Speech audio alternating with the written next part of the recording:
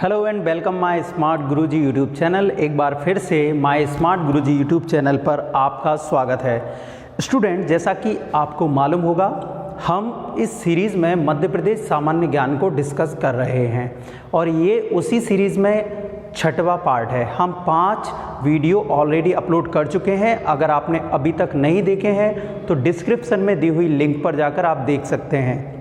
Student, अगर आप मध्य प्रदेश के किसी भी एग्ज़ाम की तैयारी कर रहे हैं, चाहे वो मध्य प्रदेश पीएससी हो या मध्य प्रदेश एसआई कांस्टेबल या व्यापम की जो अन्य भर्तियां निकलती हैं, उसके लिए यह पार्ट बहुत ही महत्वपूर्ण है।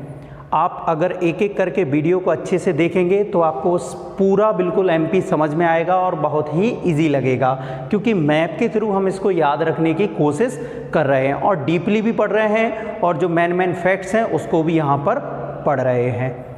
बात करें आज की वीडियो की, तो आज की जो मुख्य क्लास है वो है मध्य प्रदेश की प्रमुख पर्वत श्रेणियों से संबंधित। यदि आपने अभी तक इस चैनल को सब्सक्राइब नहीं किया तो कंप्लीट क्लास के लिए चैनल को सब्सक्राइब करें। वीडियो पसंद आए तो उसको लाइक और शेयर ज़रूर करें। तो आइए चलते हैं, देखते हैं मध्य प्रदेश की प्रमुख पर्वत श्रेणियों के बारे में। तो स्टूडेंट, मध्य प्रदेश की अगर हम पर्वत श्रेणियों की बात करें तो उसको मुख्य रूप से 2 भागों में बांटा हुआ है। मतलब मध्य प्रदेश की 2 प्रमुख पर्वत श्रेणियाँ हैं। देखिए, सबसे पहले हम बात करें, आपने देखा होगा नर्मदा नदी का उद्गम, ये नर्मदा नदी है, ये मैंने नर्मदा नदी बनाई हुई है। 2 पर्वत श्रेणियों को हम इस तरीके से पढ़ेंगे कि पहली पर्वत श्रेणी है सतपुड़ा पर्वत श्रेणी, ठीक है, और दूसरी पर्वत श्रेणी है विंध्याचल पर्वत श्रेणी। यह मध्य भारत की 2 प्रमुख पर्वत श्रेणियां हैं, ठीक है, माउंटेन सीरीज। नर्मदा नदी के यदि हम दक्षिण में देखें, दक्षिण में मतलब ये वाला भाग, तो दक्षिण में जिस पर्वत श्रेणी का विस्तार है उसे कहा जाता है सतपुड़ा पर्वत श्रेणी, ठीक है। और नर्मदा नदी के यदि उत्तर वाले भाग में बात करें तो उत्तर में जिस पर्वत श्रेणी का विस्तार है उसे हम विंध्याचल पर्वत श्रेणी के नाम से जानते हैं। अब इन्हीं पर्वत श्रेणियों में कुछ प्रमुख पर्वत हैं जिनको यहाँ पर पढ़ना है। यदि हम इनको काउंट करें साथ में तो 2, 3, 4, 5, 6, यानी कि मध्य प्रदेश में कितनी 6 प्रमुख पर्वत श्रेणियाँ आप पढ़ेंगे, ठीक है। तो सबसे पहले हम स्टार्ट करें मध्य प्रदेश की प्रमुख पर्वत श्रेणियों में, वो आता है सतपुड़ा पर्वत श्रेणी। स्टूडेंट, सतपुड़ा पर्वत श्रेणी मध्य प्रदेश के दक्षिण में जिस पर्वत श्रेणी का विस्तार है उसे सतपुड़ा रेंज के नाम से जानते हैं। इसकी लंबाई 1120 किलोमीटर है। मध्य प्रदेश में इसकी लंबाई मुख्यली मध्य प्रदेश में ही है, पर इसकी लंबाई जो है 1120 किलोमीटर है। यानी कि ये जो भाग है, मैं एक एक बना देता हूँ, ये पूरी पर्वत श्रेणी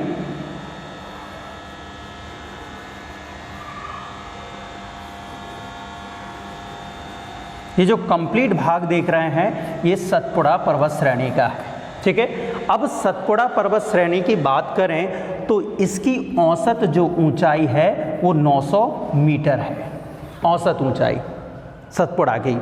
और अगर इसकी सबसे अधिक ऊंचाई की बात करें सतपुड़ा पर्वत श्रेणी की, तो मध्य प्रदेश की सबसे जो लंबी ऊंची चोटी की अगर आप बात करते हैं तो वो 1350 मीटर है। आपने नाम सुना होगा धूपगढ़।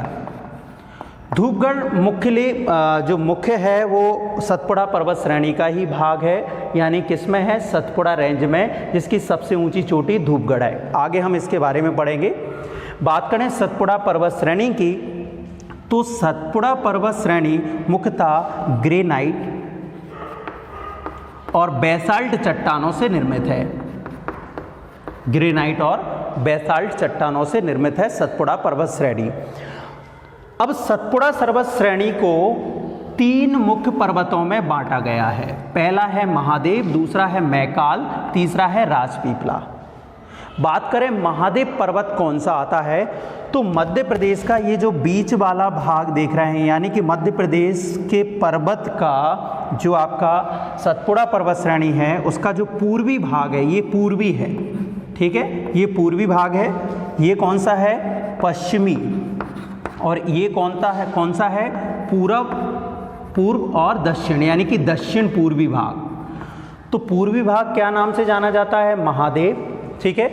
और इसका दक्षिण पूर्वी भाग जो है वो किस नाम से जाना जाता है? मैकाल।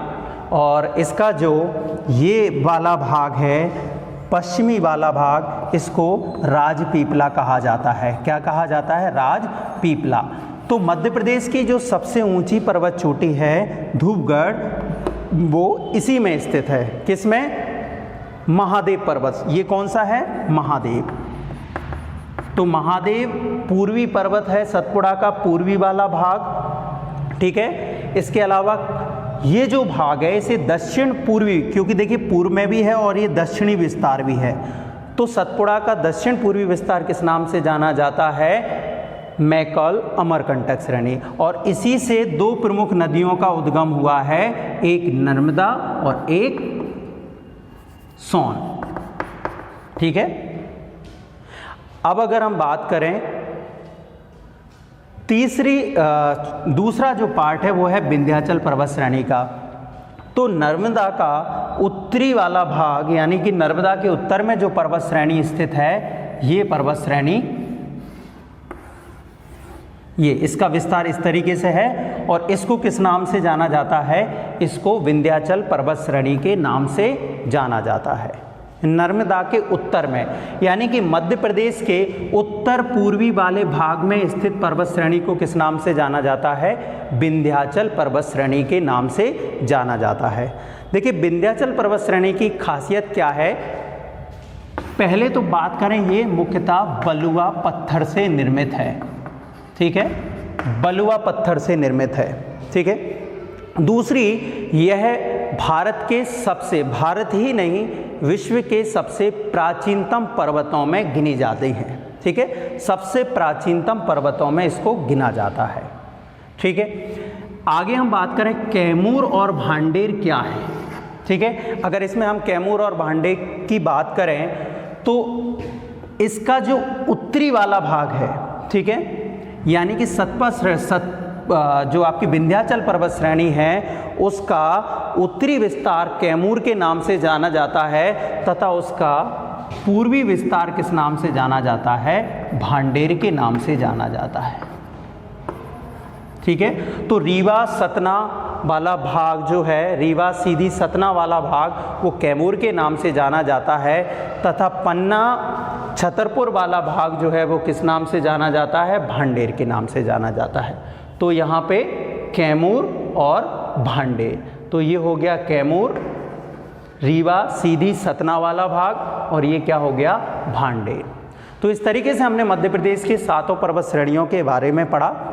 सतपुड़ा ये नर्मदा के जो दक्षिण में स्थित है, इसके 3 भाग हैं। कौन कौन से? राजपीपला, महादेव और सतपुड़ा मैकाल श्रेणी, यानी कि मैकाल अमरकंटक श्रेणी, जिससे नर्मदा और सोन नदी का उद्गम हुआ है, जो कि मध्य प्रदेश के दक्षिण पूर्वी भाग में स्थित है।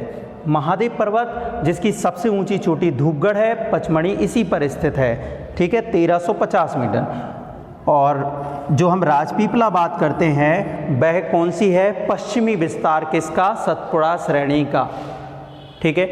आपने असीरगढ़ की पहाड़ियाँ सुनी होंगी, बुरहानपुर में स्थित हैं, वो राजपीपला पर्वत श्रेणी में ही पड़ती हैं।